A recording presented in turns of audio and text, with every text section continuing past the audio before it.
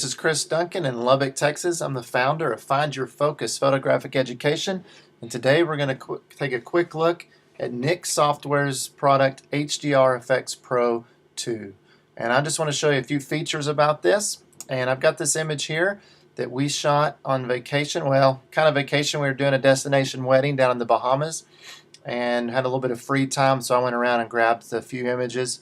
And once you know, this was no tripod, this is handheld, and so the purpose of this tutorial is obviously to show you how great this piece of software is, but also show you some of the ghosting and aberration effects that this software can take care of for you, especially in situations like this where you're maybe handheld or there's wind you have to deal with blowing trees and branches, or maybe even people in your image. This one had no people in it. I just had to wait there just the right amount of time so no tourists or other visitors are walking through.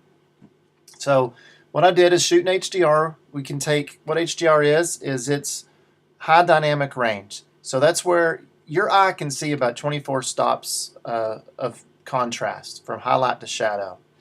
Our cameras can capture about a 6-stop range. And our paper that we print on can only see about a 4-stop range. So that creates an issue when we get into a situation like this. I've got the brightness of this roof and the clouds and the sky. I've got these dark shadows down in these arches and on the ground. And this was my middle exposure. And so I took 3 exposures about a stop and a half apart from each other. So I have one that's underexposed, about a stop and a half. I have one that's kind of a middle exposure. And I have one that's overexposed. That's to get all this nice shadow detail down in here. Okay? So what I'm going to do is I'll go to File, out of Photoshop, Automate, Merge to HDR Efex Pro 2. And while these are loading, I want you to know that you can visit NIK Software's website at niksoftware.com.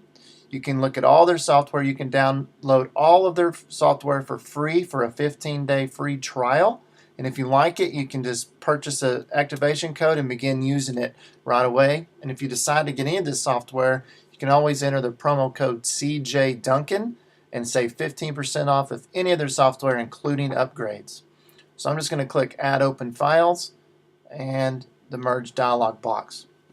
What this is going to do is going to bring these 3 images in a box, and it's going to give me a chance to look at ghosting before it puts the images together and let me choose which image I want to select as the reference file. It's going to take the data from that file for any ghosting that I might have. So here we have our ghosting and merge dialog window, and you can see it has my 3 exposures at the top. One of them is highlighted now. This middle one is a ghost reference image, and then I have my preview window down on the bottom and some controls on the right hand side for alignment. Leave that checked. It's going to do it automatically. You do not want to do that yourself. Ghost reduction, by default it's checked. I usually do it at 100%. And then chromatic aberration. Chromatic aberration is areas of high contrast. Sometimes you'll see like it looks like a cutout line, a shift in color. So we're right here in our dialog box. Sorry, I'm going to open that up, move that over just a little bit for you. And I'm going to look at ghosting. So my main preview, if you see this little magnifying glass, I'm afraid I have some ghosting in these trees. So I'm going to look here at this trees. Okay, and I'm selected on my middle exposure as my reference image. Now this slider at the bottom here does not affect your merged image. So don't let that confuse you. This is just so you can adjust the brightness of your preview so you can maybe see some details that you couldn't see before. So I'm going to bring it up a little bit brighter just so we can, just for demonstration purposes. And then I'm going to click on my overexposed image and look at ghost reduction. See? I can see how that tree looks a little different. And let's look at this tree up in the corner. Okay, it looks okay. That one looks pretty good, but this one looks like there's some ghosting there. I'm going to go back to the middle exposure and watch it change.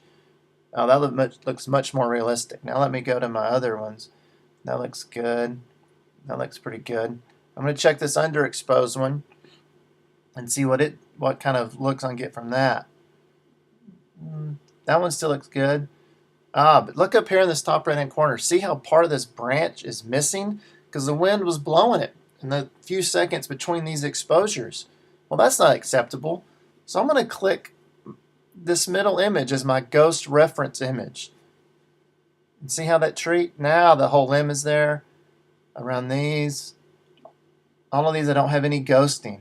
Software is doing a great job. And what it's going to do is when I click this merge and put these together, it's going to get all this information from this image just for my ghosting. Not my exposures, but my ghosting. It's going to pull these pixels so I don't have any ghosting in my final image. And then I'm going to just go ahead and click this button on the bottom right that says Create HDR. And it's going to align them together, and it's going to give me a merged image with all the exposure values that it thinks gives me a proper exposure through highlight to shadow. But the great thing about using HDR, and especially what the people at NIK Software has done, is this isn't a complete final merged image. All the data is still there. So I have all the brightness of my highlights from my overexposed image to all the depth and detail in those shadows from my underexposed image, and vice versa. So I have this full range that I can now use. So this is just right out of the can. This is what it does. This is the way it puts it together. NIK has put in some nice presets over here on the right. On the left. You know, like here's a bright preset. Might look good for a beach scene. Hey, actually not bad. A little saturated for my taste. Here's a structure. It's going to have lots of detail. We've got presets to really kind of that real stylized HDR look to surreal, more surreal type things. So lots of different presets that are already there for you. Some of them, look great. It's all going to depend on your image. Okay, but I want to show you how we're going to use this. So I'm just going to start with their default. Okay, in the middle we have our preview window that we can do full, a split, and then side by side. I like to work in this. And over on the right hand side, you'll see all of our tools: tone compression, tonality, color, selective adjustment, control point technology, the U point technology that's exclusive to NIK Software is really great. It allows us to make selective adjustments without complicated layer masking and brushing and erasing. And then we have some finishing techniques. All this stuff you see here is one thing that set NIK apart, I believe, in the HDR world, is it allows you the opportunity not only to put the images together, but it gives you the opportunity to go ahead and finish the image with selective control, with vignettes, with levels and curves. So we don't have to go ahead and then open it in another program to make finishing adjustments on it. So tone compression. We want to start at the top and work our way down. What tone compression do is it will lighten the highlights and brighten the shadows at the same time. Right now it's set at 0. I'm going to bring it up a little bit and let's see what happens.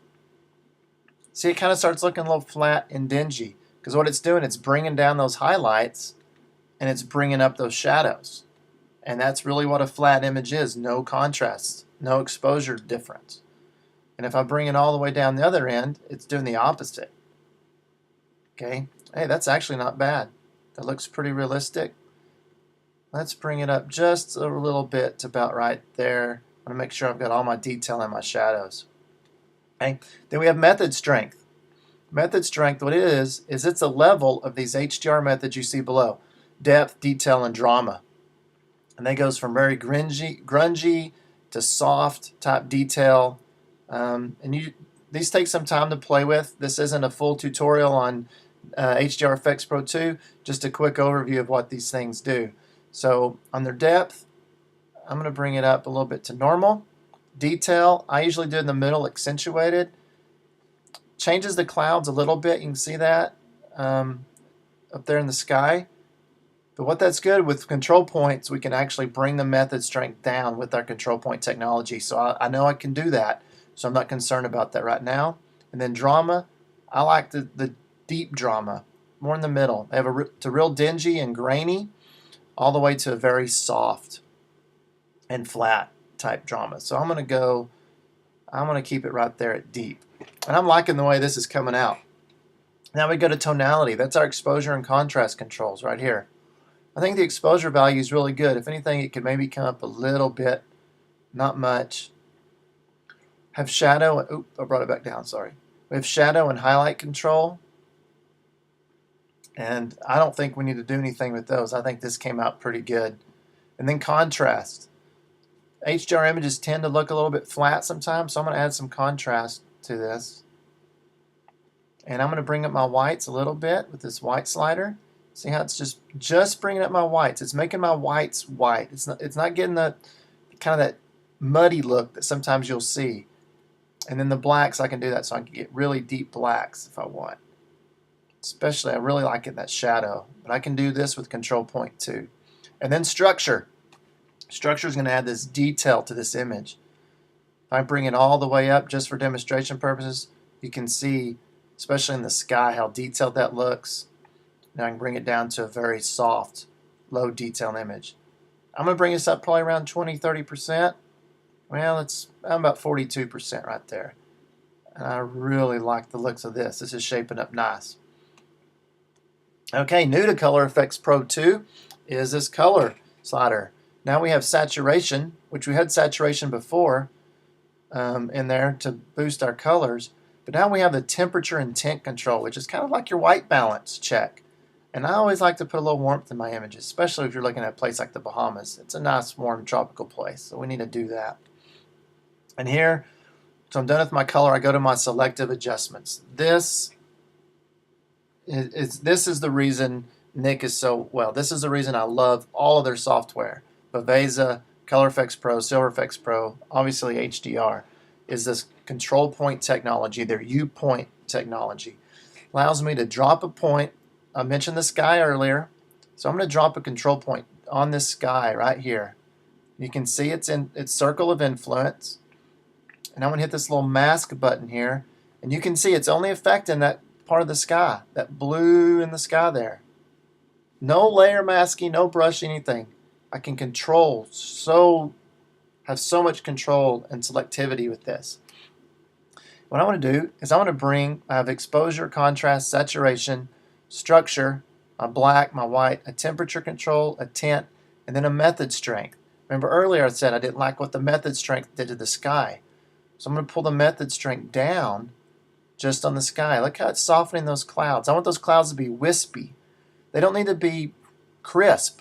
I want those clouds to be wispy. That's what those kind of clouds are. So I'm bringing that method strength down, and I'm going to bring the structure down on that sky too a little bit. I like that a lot. And I always like to add contrast to my sky. Gives it a little bit of a gradient, nice dark gradient to it. Okay, I'm going to add another control point on these clouds and take the method strength down a little bit on those clouds. Soft, fluffy clouds is what I want. Perfect, right there. Okay, I want another control point, and I'm going to put it here in the shadow. I want this shadow to be a little bit darker, a little bit deeper. So first I'm going to start with my exposure and bring it down. Look how it's just selecting that shadow. It's not selecting any of those other tiles, but just that shadow. That control, can you imagine masking all this little detail around here? That would take hours to do that nice and properly.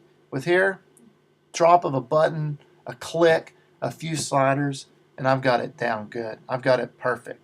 Then I'm going to bring my blacks, just a little bit more blacks right there. Excellent. Very nice. I'm liking this a lot. Okay, let's see, are there any other areas I want to control point? Maybe a little more on this wall. I can bring up the value of that wall just a hit. Just very subtle. Very subtle.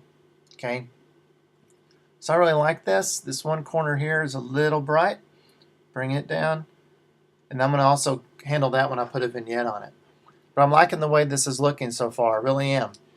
I go back to my compare window, and you can see where we started out of the can to where we are now. This isn't taking me long at all, folks. Just a few minutes. I'm explaining how to do it, and this video is only going to be about 15 minutes long. Okay, over on the right, now I'm going to go to my finishing techniques. I'm going to put a little vignette on it. Nothing too extreme. Put the center of interest right here. Adds that vignette, and I get to click OK. Now it's going to put these together for me back in Photoshop.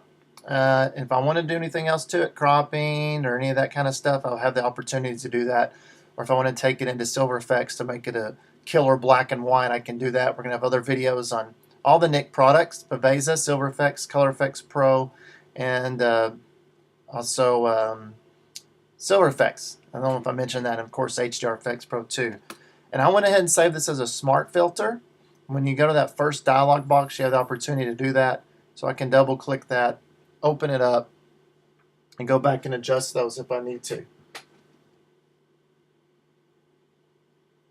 So thank you for taking the time today to look at a NIK HDR Efex Pro 2. Once again, this is Cris Duncan. If you have any questions, check them out at niksoftware.com. Remember, you can always save 15% by using promo code CjDuncan.